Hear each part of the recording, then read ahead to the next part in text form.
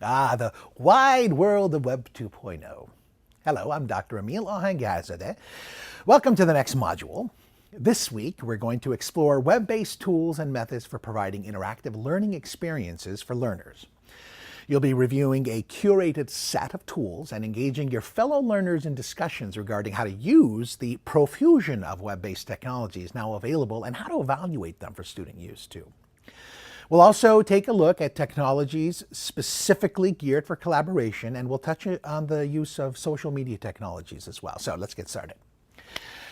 When the World Wide Web started, back in the 90s, when it started to become a network used by more and more of the public, it provided subscribers with a way to access resources. This was the first iteration of the World Wide Web. It was like a library. Those that had the know-how would make resources like documents or software available via web servers, and people would use browsers and index crawlers, now referred to as search engines, to find and access these resources. It was primarily a one-way street for the vast majority of folks online in those early days. But then, with the advent of technologies like extensible markup programming languages and JavaScript, you may have heard of that, and an easier interaction layer was inlaid into the internet, allowing for people to not only access content, but to provide content. For instance, people could comment on the writings of others and then have their comments commented on. Folks could maybe upload their own produced videos or post their own publications. That's when the World Wide Web became a two-way street, and consumers of content turned into prosumers. Users that can use a certain application or two to interact and collaborate with one another as content creators. So the term Web 2.0, which by the way was coined by a woman named Darcy DiNucci, it became associated with web applications that facilitate participatory information sharing. They're tools that are interoperable with other tools, so like a video streaming system that can be accessed by a browser, which is another technology. Web 2.0 is also characterized as technologies that have a user-centered design element to them. As the technologies developed, the key question that's driving the development is, what can the end user do with the tools? It's also a term designated to technologies that promote collaboration on the World Wide Web. Historically, it was actually first referred to as the read-write web, but that just didn't have a ring to it. So the Web 2.0 is what ended up sticking. Examples of Web 2.0. There are things like social networking sites like Twitter, Google+, Facebook, blogs, wikis, video sharing sites, web applications like mashups and folksonomies. That's a cool word, right? Folksonomy. It's just a fancy term for collectively or collaboratively classifying or categorizing content.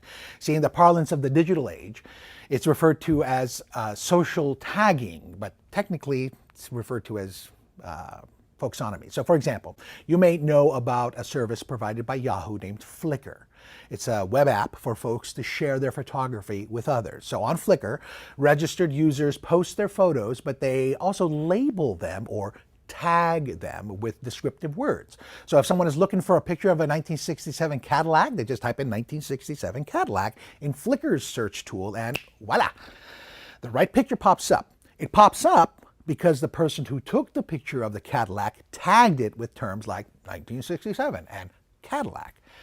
Because the computer doesn't know from a 1967 Cadillac. To it, it's just an image, it's a bunch of zeros and ones. But if the user tags it and specifically tells the computer that this picture should be associated with the string of letters that spells out 1967 Cadillac, then when someone searches for a 1967 Cadillac, the engine will know which image to pull up. By the way, that was my first car. It was a 1967 gray Cadillac. We affectionately refer to it as the boat because, well, it was huge. So now, let's say the photographer allows others to add tags to the photograph. For example, my Cadillac, it was gray. So someone might think it's smart to add the tag gray to the image of my Cadillac that I share on Flickr. So then that means an additional layer of intelligence is being added to the technology's search capacity, right? So if someone is looking specifically for a gray 1967 Cadillac, the technology will be more assistive in getting the user the resource he's looking for. So this shared indexing or categorization experience, that's known as folksonomy. Now, mashups, that's a different story altogether, but we'll get to that in just a little bit. Now, the why. There's plenty of evidence that supports the use of Web 2.0 tools to meet the needs of students, and you'll be reading quite a bit about that evidence during the module. But the key idea that as professional educators we need to consider is the importance of careful planning to align learning outcomes and the affordances of these tools for students. The communication facilitated by Web 2.0 tools has to be meaningful. It has to relate to a student's learning of the content, or at least to their lives. Additionally, we have to think about how these tools blur the boundaries between what's public and what's private for people, what's appropriate for school and what's appropriate at home. There are a lot of things to consider before using these tools with minors. So you'll need to do some analytical thinking to figure out what all should you be on the lookout for. Now, what interests me as a scholar is this idea of the Web 2.0 approach to curriculum design. After years of working with these tools, with teachers who use these tools, and with kids, with students, I've come to a place in my career where I think I can claim that my mentality with regards to lesson design has been augmented by these technologies. So I don't think of tools when I think of Web 2.0. I think of a set of methods for preparing and delivering learning experiences. That's Web 2.0 for me. Normally when you say Web 2.0, one thinks of things like YouTube or blogging or wikis or something like that. But well, let me ask you, what if you were asked, what is the Web 2.0 approach to education? What is a Web 2.0 philosophy? What do you think that would mean? Is it a philosophy, or is it simply a matter of using mobile and web apps to substitute what we used to do before the dawn of digital consumer technologies? Like, why should I use Microsoft Office or Google Docs when I can have students just write out their reports and essays with a pencil and a paper? Is it about seamlessly integrating the use of digital tools into lessons? And if it is, well, what does seamlessly mean in this context? So what do you think?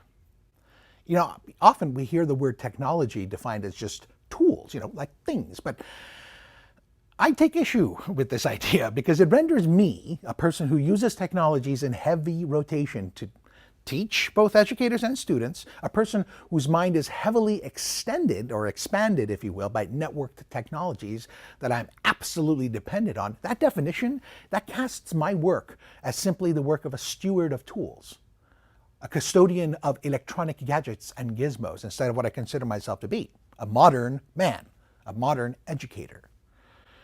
There's a very interesting book that I recommend everyone read by a gentleman named Kevin Kelly entitled What Technology Wants. Kelly was one of the founding members of Wired magazine, and he's considered quite the guru when it comes to digital philosophies. His book does a remarkable job at putting technology in context of the human experience. And believe me when I tell you, his ideas will blow you away. But the long and short of it is that he doesn't view technologies as just tools. He clearly sees technology as a symbiotic partner with us humans. It's a little sci-fi, but not out on the fringes. He puts his thesis in context of biology or in cultural studies, in context of communication studies and things like that. The ideas are actually quite grounded. At the very least, it'll cause you to ask the question, well, what is technology? It's a fundamental query, but one that I recommend as technologists you give considerable thought to because, well, it's a lot more than just tools.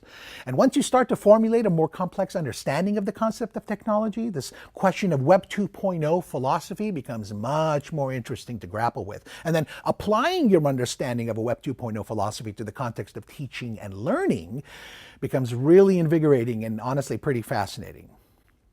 I suppose that's the difference between you, professionals who are pursuing a formal education in the field of technology, and a technology enthusiast. As scholars, you'll need to ferret out the deeper meanings and nuances related to this field so that you can have those important leadership discussions with people you work with. People who will say things like, well, why are we doing this? Or why are we spending so much money on what I can do just as easily with a piece of chart paper? So we're going to get started just by taking a look at how web technologies and photography or image-based assets can support interactive learning and the teaching process as well. Then we'll look at virtual touring. We'll also look at some deep web streaming video sources. And then maybe we'll take a look at some collaboration tools too, like wikis and social learning networks and so forth. Then we'll take a look at some of the more modern Web 2.0 technologies in use in today's classrooms. We'll work on a process for determining the merits of using those kinds of tools. We'll also look at some mobile apps as well. We'll take a look at this field of nonlinear presentation tools too. We'll also explore some mashup tools. Mashup I referred to earlier. It's a web app that uses assets from more than one service. Think of it as a Web 2.0 tool made up of Web 2.0 tools. You'll see what I mean when you get into the tools. Lastly, we'll wrap up the module with an exploration of the use of digital maps, QR codes, and the use of synchronous web conferencing as a means for providing technologically enhanced interactivity.